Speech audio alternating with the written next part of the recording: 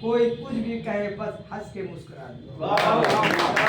जुबान की कड़वाहट लाठी से ज्यादा घातक होती है। लाठी से केवल हड्डियां टूटती है, पर कड़वी जबान से रिश्ते टूट जाते हैं। बहुत बढ़िया।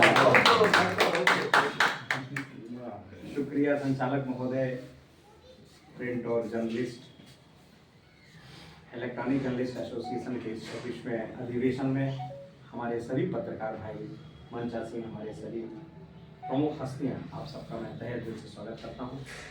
बंधुओं, जैसा कि आपने पहले भी पढ़ा होगा, सुना भी होगा कि पत्रकारिता समाज का दर्पण है और पत्रकार समाज और सरकार के बीच का एक सेतु है।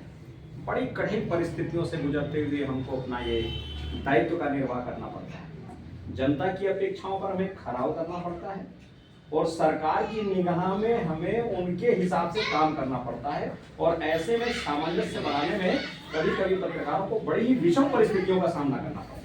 कभी सरकार के द्वारा प्रताड़ित किया जाता है और कभी जनता के द्वारा उंगली उठाई जाती है। जो पत्रकार बंधु हमारे समाज में काम कर रहे हैं, इसमें बड़े ऐसे ऐसे चेहरे हैं कि गढ़ा से जिनकी कलम चलती है तो गोरखपुर की सरकार हिलती है, गोरखपुर का प्रशासन हिलता है।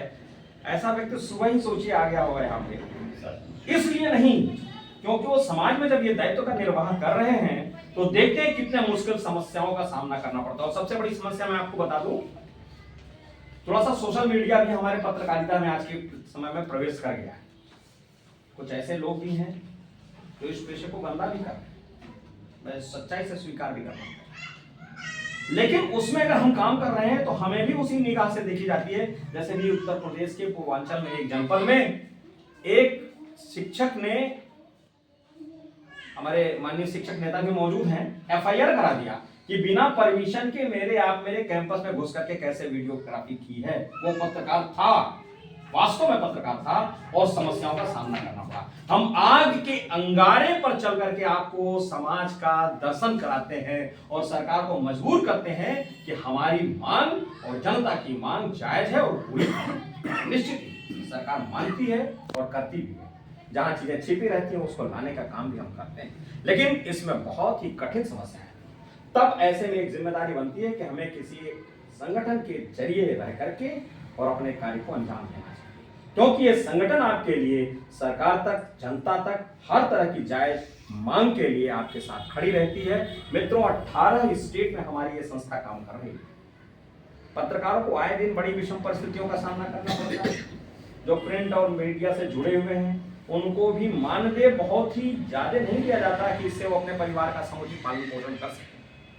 ऐसे में भी उन्हें कैसे अपने परिवार को चलाना है, कैसे जिम्मेदारियों को पूरा करना है, ये भी उनको सोचना रहता है।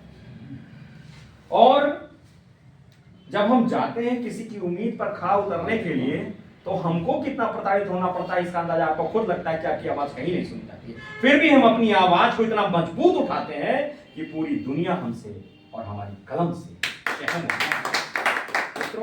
इसलिए हमारी संस्था आपके स्वागत के लिए वहां फैला करके खड़ी है। आप अधिक से अधिक लोगों के साथ जुड़िए, इसलिए भी क्योंकि आपको हम मजबूती दे सकें।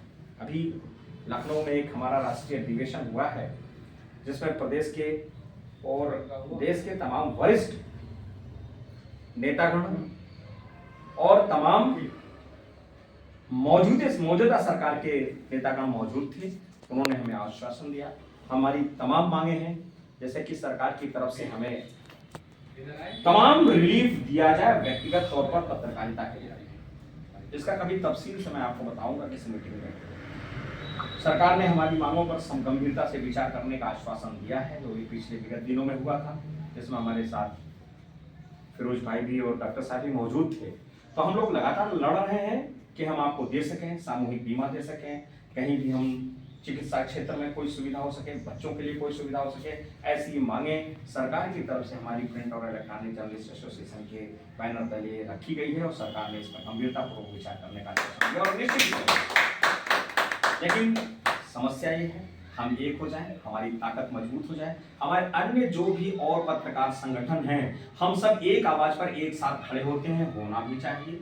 समाज में काम भी हमको करना है, हमको अपना परिवार भी चलाना है, इसलिए भी हमारे पत्रकार एसोसिएशन के साथ हर आदमी का स्वागत है और लोगों को खड़ा होना भी चाहिए।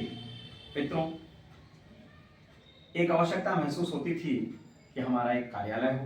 यद्यपि डॉक्टर साहब बहुत ही समर्पित रहते हैं, अपने चिकित्सक पेशा के साथ साथ इन्होंने समाज के भी इस दायित्व का बीड़ा उठाया और लगातार ये कार्य किया।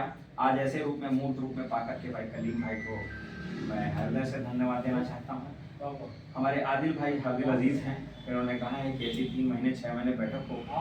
अब तो समय बहुत ही शानदार है और मीडिया का है। एक निश्चित तारीख समय कर लीजिए, जैसे संडे का दिन रख लीजिए, एक समय निश्चित कर लीजिए। हम लोग जिस अखबारों से जुड़े हुए हैं वहाँ पे हर संडे को या किसी एक विशेष दिन पे अपने पत्रकारों की मीटिंग आधा घंटा 10 मिनट 15 मिनट हो जाती है।